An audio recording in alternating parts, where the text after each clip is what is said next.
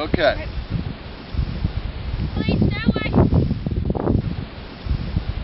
Carly? 3, 2,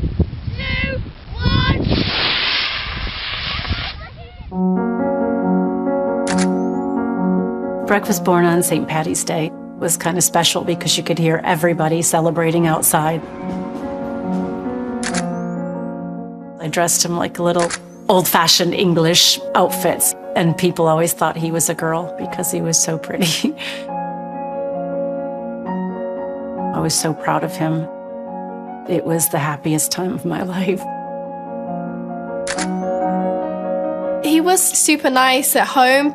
I would sit next to him at restaurants. I know people wouldn't believe that, oh, he's an older brother, he's going to be annoying. But he was super helpful in any way that I needed.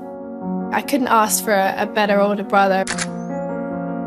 Breck was the guiding figure for us. He would teach us things. He'd always come up with games. I'd always be at his shoulder, just tapping him and annoying him. Just desperate to get his attention. He was such a cool older brother. In 2013 was when Breck was first meeting this new friend. By the end of that year, Breck seemed like a completely different person. He was disinterested. He didn't want to participate. He wasn't the same at all. My mum and Breck were arguing like crazy. I just thought it was about spending too much time on the computer. I wasn't aware of anything deeper, anything more sinister. Good evening, sorry please, how can I help? Yes, I have a 14-year-old son, and I feel like he's being groomed. The perpetrator seemed very, very young, and that was how he was able to disarm Breck. He just seemed like another one of the boys. When I took away Breck's technology, he wasn't pleased. I said to him, okay, do we understand now? You are not to spend time with this guy online. And he said, okay, Mom. He was actually enjoying time with the family, and it felt like normal again. It felt like I had fixed the problem. I had no idea the predator was still lurking in the background. All along I had known that he felt dangerous, but I never realized how dangerous he actually was. Essex Police Emergency. Hello, I need police and a forensics team to my address, please. What's happened? My friend and I got into an altercation, and I'm the only one who came out alive.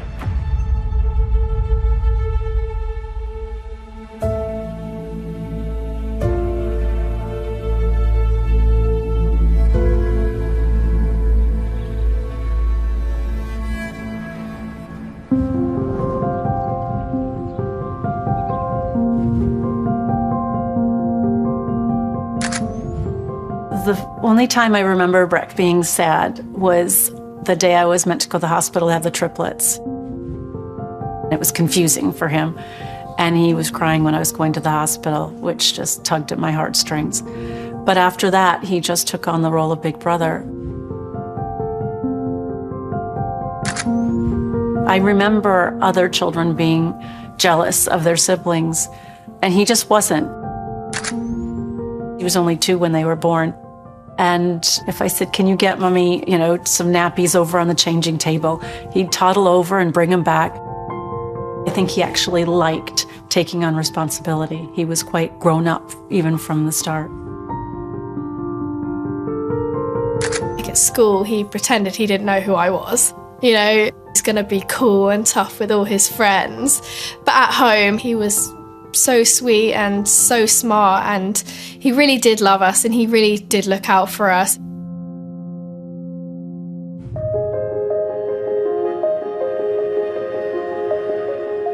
Breck always easily got good grades. He did try, but he also was naturally clever. Mom, I got 3 merits for the history project I did. Oh, really? Hey, Wow! Hey. I did get 3 merits. Woohoo! I did really well. Well done. He wanted to be a pilot, which I thought was amazing, and so I would drive him to air cadets.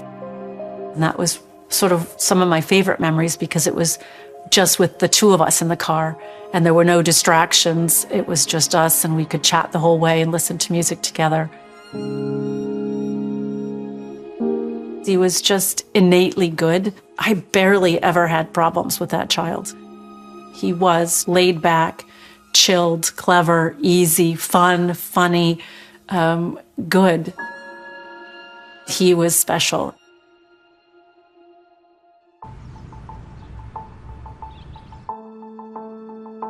As Brett got older, his passions were anything to do with technology. He loved spending time on his devices, gaming, computing. I would enjoy watching Breck play games more than I enjoyed playing them myself. Just Breck being in the middle, all the triplets gathered around, just at his shoulder and just peering in and watching what he was doing. We just idolized him and everything that he did. I was just always so impressed. I was always in awe.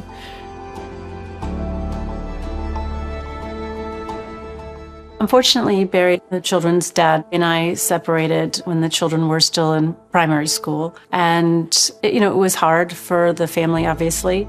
Barry and I always wanted to make sure it was the best for the children.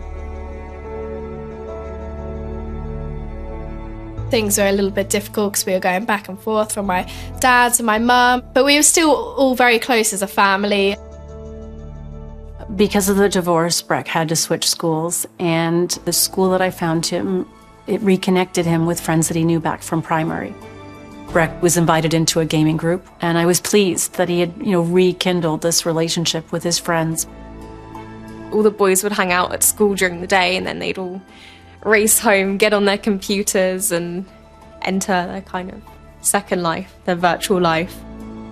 I knew where these friends lived, I knew their parents, we had a history together, and it felt safe, and I was pleased for him. He seemed to love it, and he put a lot of money and effort into his perfect gaming setup. As Brett grew older, he started to expand his games and played more war games, fighting games, which was ironic because he was such a chilled guy himself. When the children were young, we only had a family computer in the kitchen, and that was obviously easier to hear and see what was happening. As Brett got older, he earned the responsibility, and he had his own computer in his room. The door was always open, and I could hear what was happening. I could see what was happening. Brett had 3 screens. One would be all the players, what their names were. Then you'd have the action screen, and then on the other side you'd have messages popping up, and it was so cool. I could understand why Breck liked to game this way. But I didn't realize the danger that he was up against.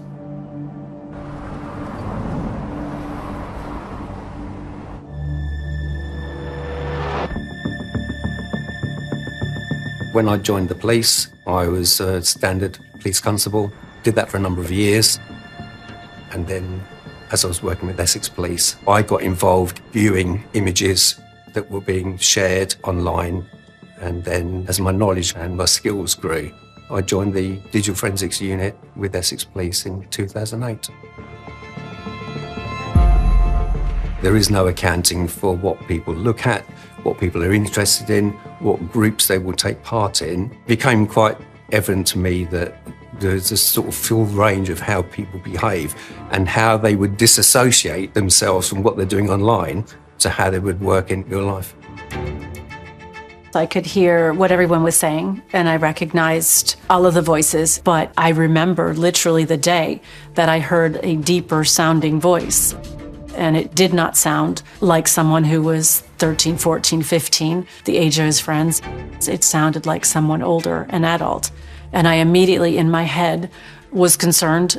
I pictured some creepy 40-year-old guy behind a screen hoping to entice some boy into doing something sexual. That was the exact image that I got from this voice.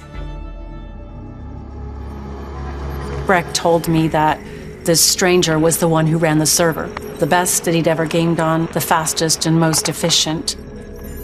And, I said, okay, who is this stranger? Breck told me all about this new friend. He told me he was 17, he had an amazing job in New York City, He was working for the US government on contract and worked his own hours. He told me his name. I never knew the name Newest Danes. I had no idea who that was. He was talked of as a computer engineer, as having a very successful business, saying that he was like a covert operative. And so he was portraying himself as this very important person who was living this fantastic lifestyle. It was obviously someone who had very similar interests, a huge knowledge of technology, successful and fun and funny. Sometimes I would go into the room and funny things would pop up on the screen. We'd laugh and it'd be entertaining and I'd be like, oh my gosh, they're so quick. If you talked about a news story, it would flash up. If you talked about a movie, it would flash up. But with Breck being just 13, 14, I didn't necessarily want him gaming with 17 or 18-year-olds anyway. I'd rather have him hanging out with kids his own age. Little things started to add up for Mum and Dad, just as to feeling uncomfortable, getting these little clues as to this really just doesn't seem right.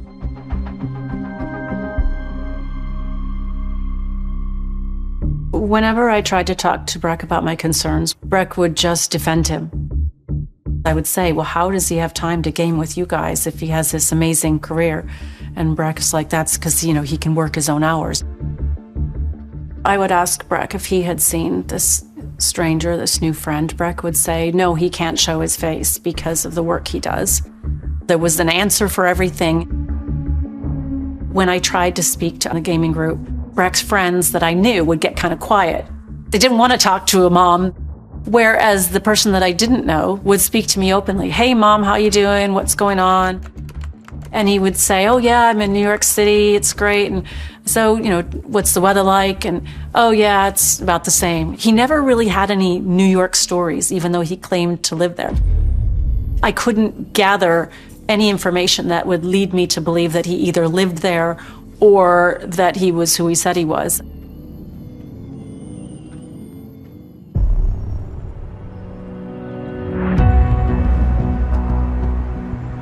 As time went on, I had rules in the house. Breck had to come to dinner. I cooked dinner because I wanted to chat with my children. So I'd say, Breck, you do have to come down for dinner. Well, this predator used it against me. Oh, well, why is your mom making you eat if you're not hungry? Why does your mom insist that you eat when she wants to eat? I felt like I was constantly fighting against this person that I didn't know who he was, almost as if he was another parent.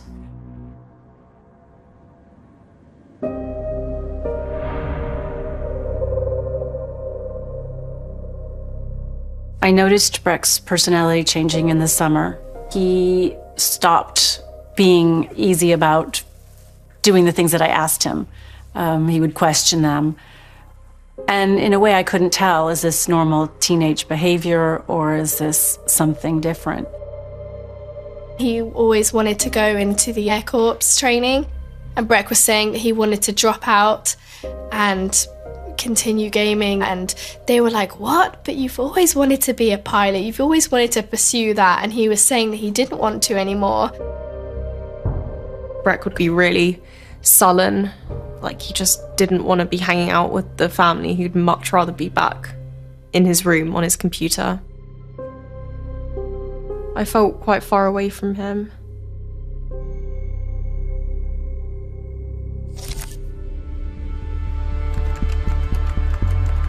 I started to pop in more often to see what I could see. And instead of funny things popping up on the screen, it would be the Wicked Witch of the West from The Wizard of Oz would fly across on her broomstick. And the next time I'd pop into the room, Breck, it's time for dinner, come on. Hitler would goose step across the screen. He was turning me into the bad guy when all I was doing was trying to be a good parent. Louis Daines used multiple methods of grooming on Breck. He will have worked out what Breck needed, what he liked, and found something in common with him. He contacted him on the daily basis, and he created a fantasy of an individual that Breck and the rest of the boys would have believed. because none of them knew any facts about this individual because he didn't let them see even his face online. Just like a face-to-face abuser would take somebody off to a different room or a different place, that's what happens online as well. Breck was being taken to other better places to game, taken to other sites and other channels of communication because he was special. Breck saw in Lewis what he wanted to see. Over and above all his other friends, Lewis actually meant something. Lewis is what he aspired to.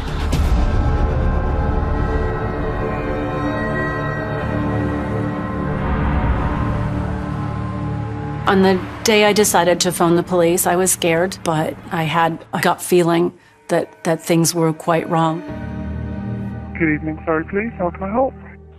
Yes, I have a 14-year-old son, and there's an 18-year-old unknown, well, he says he's 18-year-old person, and I feel like he's being turned against his family, and I'm getting really concerned that this person isn't actually who he says he is. I gave the predator's real name, I gave his alias, I gave where he lived, lies he was telling to the boys. He's grooming him for something because he's trying to change his thinking set on everything. And what happens when you speak to your son about it? What does he say about it? He and the rest of the guys in this group completely look up to this older boy. I felt a great sense of relief that I had made the report.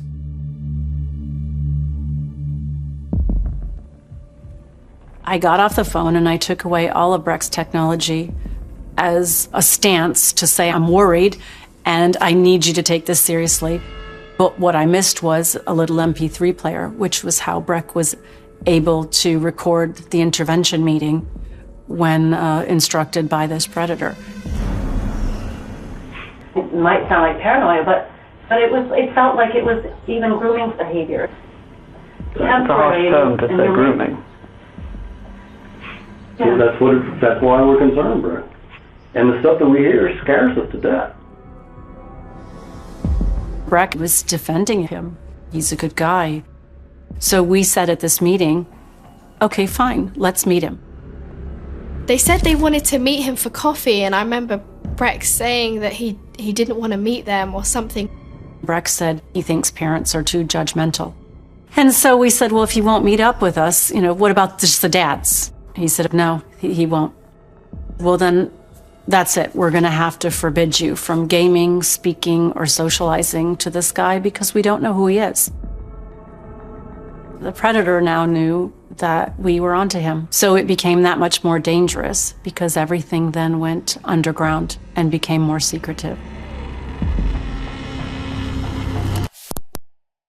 And that was the point in which the predator sent Breck a brand new smartphone so they could communicate secretly. So I think as much as I was trying to do the right thing by forbidding, it's actually a tool that predators will use to make the parents seem as if they're the bad guys. When Mum and Dad tried to go to the police and say, my boy's been groomed, it was very much a case of, well, where's the evidence for that? Because you've got a child chatting with an older male, but there's no grooming offence going on as such in terms of the legal framework that was required to then try and progress something.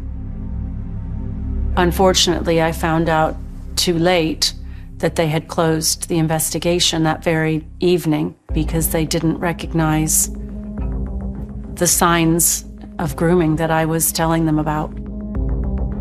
There were flags earlier on because Lewis was separating Breck from the rest of the group. Breck was enamoured. Lewis was all that Breck wanted to be in terms of this computer engineer. He was out in America. That's all, wow, that's great. But Breck had no way of checking that. Breck wasn't normally, devious or secretive, but he was being brainwashed.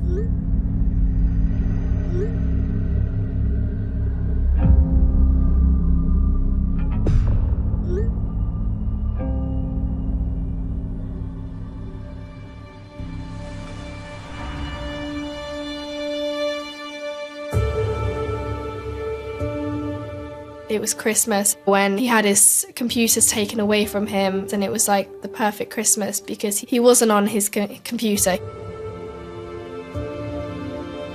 It was only a week off of technology, and I got to see more of him, and that's what I wanted. I wanted to spend more time with my children. I didn't want them to be each separated in their own little world.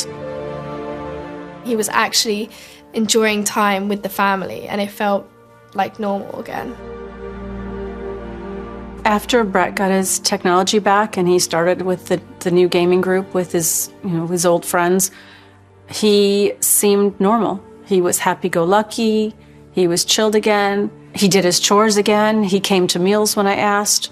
I felt that everything was back to normal. I never heard that deep and distinctive voice again.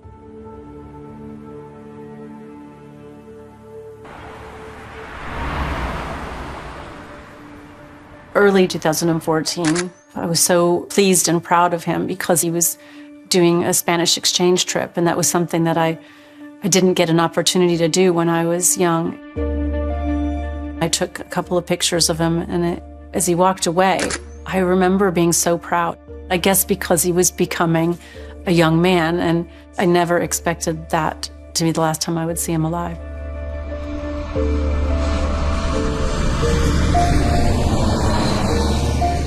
When Breck returned from his trip, I was away. So his dad picked him up from the airport, and everyone noticed how confident he seemed. He had met a girl there, and I messaged him and said, "Oh, I can't wait to hear about your trip." And he just said he, couldn't wait to tell me about it.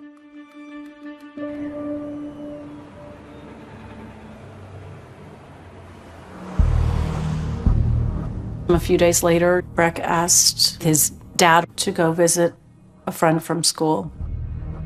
There was something about Brett going on a sleepover, and he didn't often do that kind of thing. So I was excited for him that he had something different going on.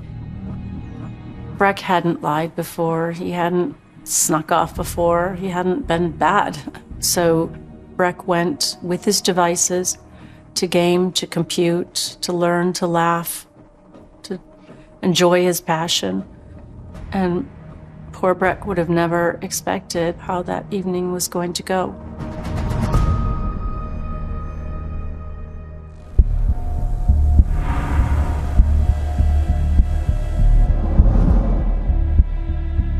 Essex Police Emergency. Hi there.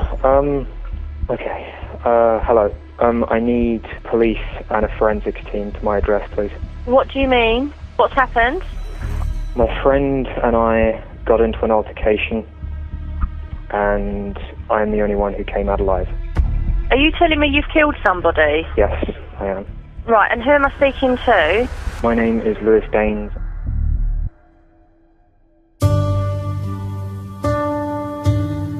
I remember I woke up with an impending sense of doom. And I then get a message from their dad that said Breck didn't come home last night. He stayed at his friend's house, and I can't get a hold of him. And I immediately started to panic. His dad called me back, and it was literally the worst phone call any parent could ever get. And it was his dad saying, "I don't know how to tell you this, but Lewis has killed Breck." And honestly, you might as well just die at the same time. And a huge part of me did. And I couldn't stop screaming, and I had to be sedated. And I just couldn't believe it, because I always knew from the start in my heart that this guy was a baddie, but I had no idea he was a killer.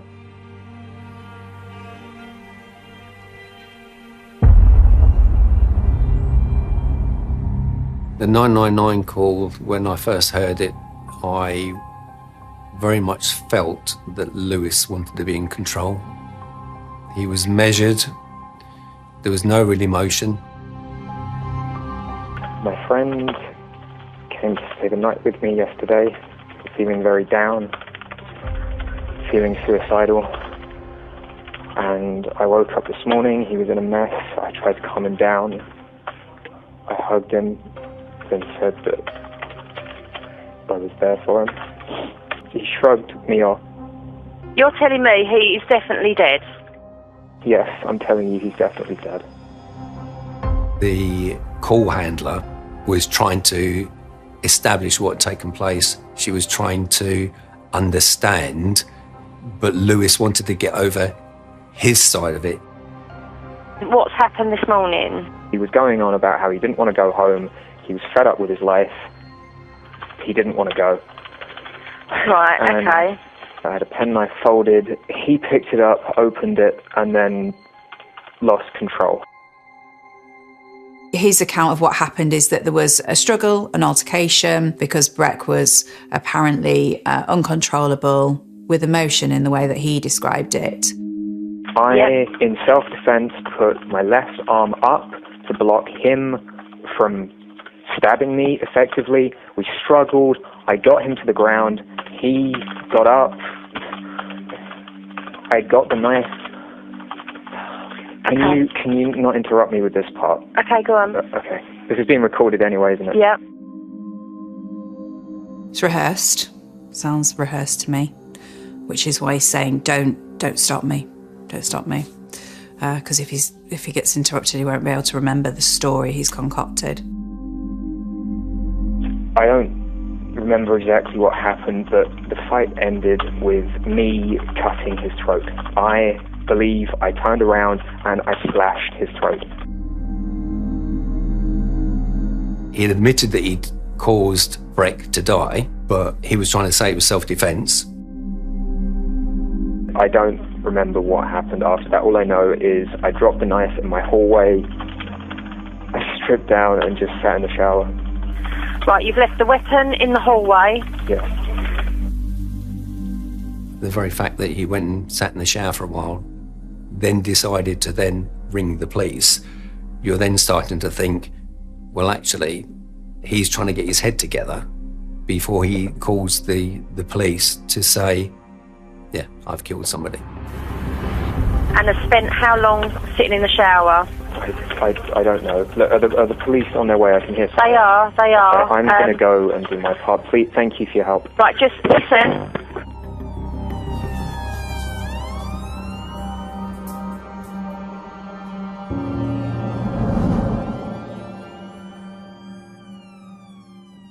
When the police turned up, Lewis Daines was arrested at the scene. He was just trying to play it down. Yes, I've killed somebody, but it wasn't my fault. It was very compliant, almost separating himself from the actual act. I got home and there were 2 police cars outside the house, and the 2 police ladies, they got out their car, they came up to me and they were like, where's your brother? Is he home? All of a sudden, my dad came home, and that's when the shouting started. And it was loud, and we had no idea what was going on. My dad sounded like he was in pain. Eventually, my dad comes into the living room, sits on the couch next to us, bloodshot eyes, and he tells us that Breck is dead. And we just let it sink in, the horrible truth of it.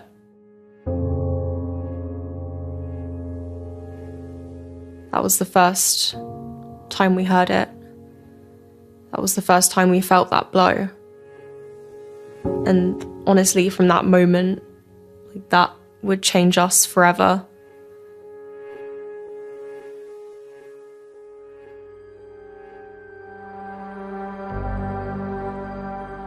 When I got to the address, it was very tidy. In the lounge, I saw that there was a laptop on the sofa, which was Lewis Daines' laptop. I was then asked if I could seize the laptop from in the bedroom. I hadn't realised that when I walked into the bedroom that Breck was still on the floor. He was covered in blood, the bed was covered in blood, and the laptop was covered in blood. I was directly into the bathroom because in the sink there were 3 mobile phones and a couple of hard drives and some USB sticks which had been put into the water. They were a priority because they needed to be dried out to a state where we could then start getting data from them. Detectives and forensic experts would be looking for a variety of different evidence at a crime scene. First of all, they would be looking for hair, so anything that could contain DNA, skin, looking for signs of a struggle, any breakages in the house, assessing the crime scene to see if there's anything in that environment that could give them clues as to what had happened. There was duct tape in the bin in the bedroom, but there's also duct tape in the bin outside, and there was forensic material that suggested there had been some sort of sexual activity between Breck and Lewis at some point. They found DNA on the tape which matched the hairs on Breck's legs. They found blood-stained clothes. They found a tube of lubricant with blood on it as well. And this certainly would suggest that Breck was tied up and assaulted. Dane's account of Breck, apparently uncontrollable with emotion, doesn't support that at all. The evidence found was actually that he would have been incapacitated because he was tied up. The last activity from the laptop that Breck had was at 9:15 the morning of his murder. Or the 999 call went into the police at about 11 o'clock. So 2 hours before he was killed, Breck was still doing something with his laptop. And so I think he would just have been completely unaware. He would have been there doing what he enjoyed doing, which is playing with his computers. Police found loads of evidence at the killer's flat. Breck had been lured there. It was premeditated. There was evidence that they had pizza, which Breck loved. They found a bag of Breck's belongings, and all of his devices were destroyed. But for some reason, one of Breck's devices was in his bag undestroyed, and so that helped police get more evidence because they were really struggling to get the evidence off of the other devices. We found a hard drive that had been opened up and the chip had been scored across the back, which stopped that working. But the important one was Breck's tablet, which we were able to get into, and that's where most of the communication data in relation to Breck and Lewis came from.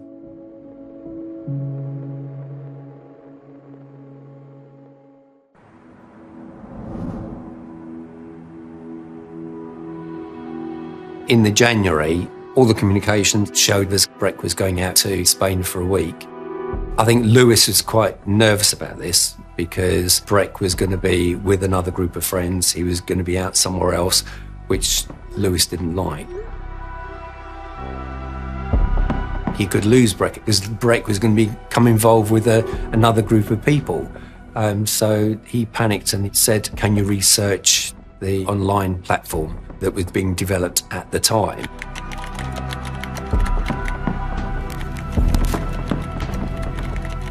Part of that communication that was taking place was that he was dying or he was ill and that Breck was to take over this company. And the words were, "You are in a man's world now, so you need to step up." So we have this situation now where Lewis is trying to formulate how he's going to get Breck from his home address to Lewis's address in Essex. They had to speak in person for him to be able to properly hand it over.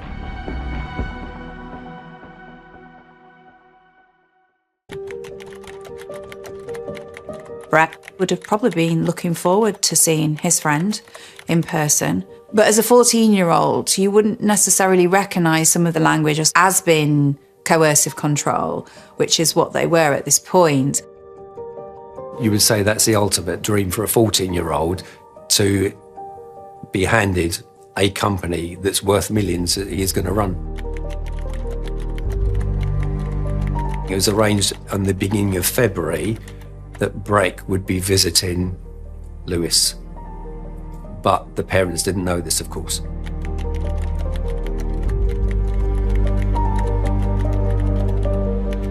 Lewis has given Breck an idea as to how to couch this trip.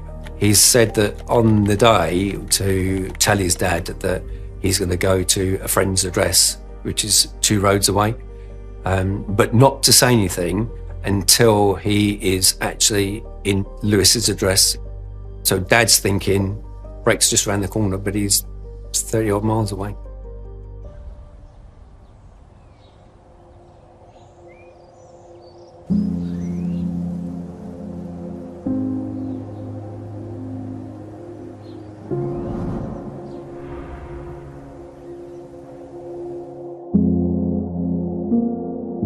It was a month from when he was killed on my birthday to when he was buried on his birthday, on St. Paddy's Day.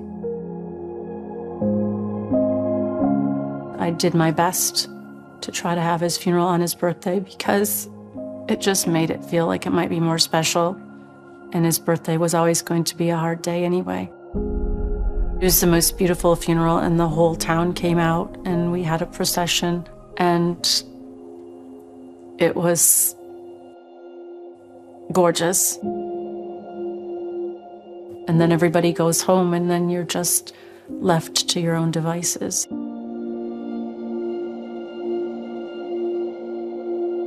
It was only after the family had left and all that chaos was gone that I started having to figure out how to live with my grief and how to learn to live with that gap in my life that Breck had left.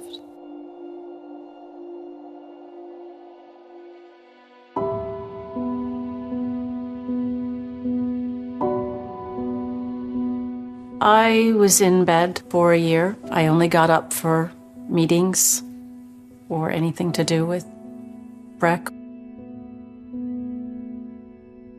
I did get up for the triplet school events, but I was a zombie.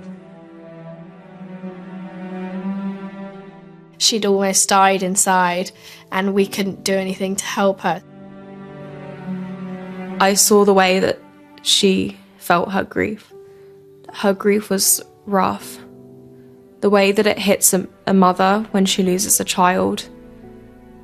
I've never seen pain like that before. The triplets not only lost their brother, they lost a normal acting mother. Luckily, I had my siblings who were going through the exact same thing, so we sort of carried ourselves through that. We were all 12. I really couldn't have done it without them.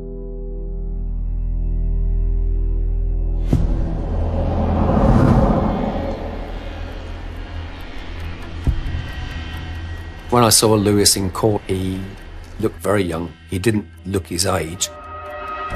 He was very quiet, didn't show any emotion.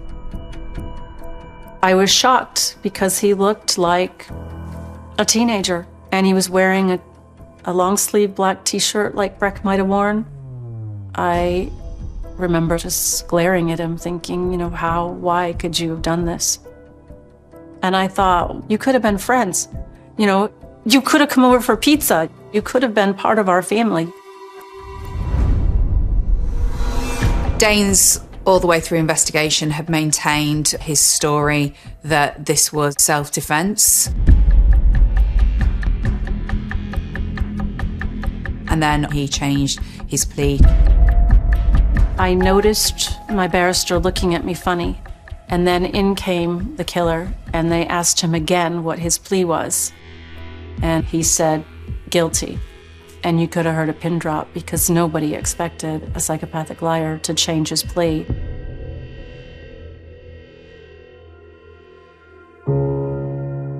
The only way of him taking back control over this situation is to be honest and plead that he's guilty. It saved us from sitting through weeks and weeks of hell. But then in the sentencing, we did still have to sit through a lot of the horrific, you know, things that Breck endured. When I think about that last moment, think, you know, he must have said, oh my God, my mom was right. My mom was right. But it was too late.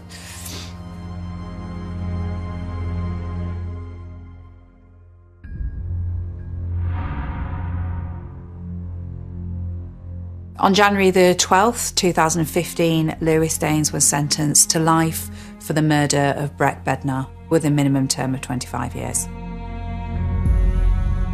I don't think justice has truly been served. 25 years is not enough for the way it was planned and the torture that he gave to my brother and my whole family. He's truly the most disgusting human being. I just couldn't imagine that someone so young would be so cunning and manipulative to be able to do that to a young child. He had a record. He had groomed a boy in the States as well as boys in the UK. He had sexually assaulted a boy his own age, and he was known to have indecent images of boys in his computer. Although Danes looked very young, he was an 18-year-old man who was grooming a 14-year-old. The fact that they found child pornography on his computer isn't surprising. Danes was a paedophile at the end of the day.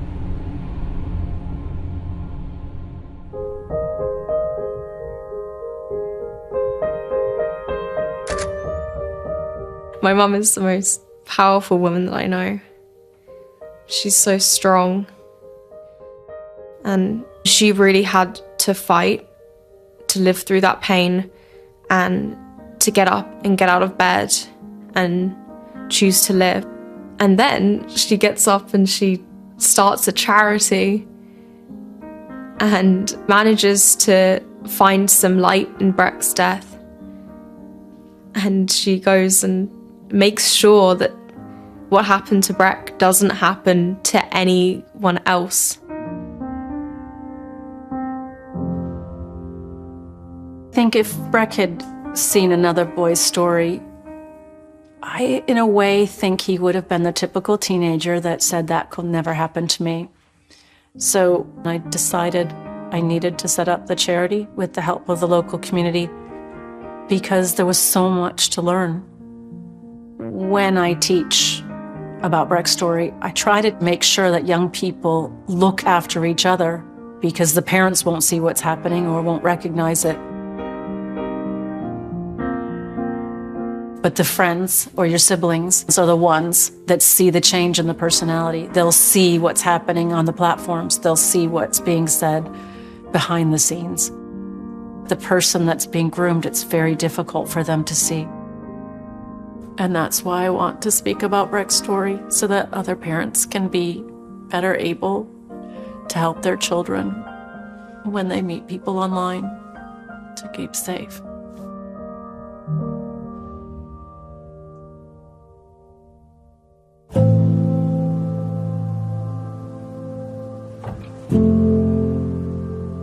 I feel bad that Breck didn't get to reach his full potential. He was so clever.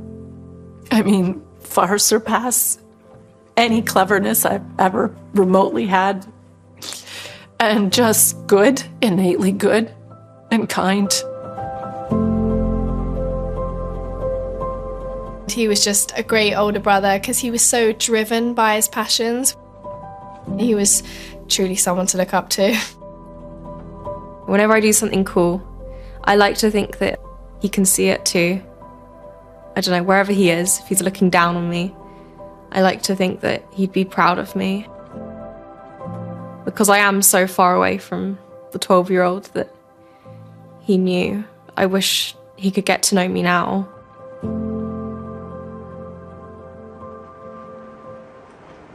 Bob was in the kitchen popping corn, just as the animals settled in to watch The Sound of Music. The phone rang.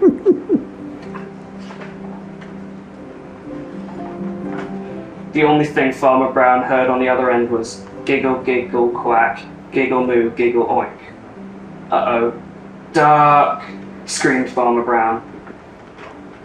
It's for you, Bob. And there he is, leaving.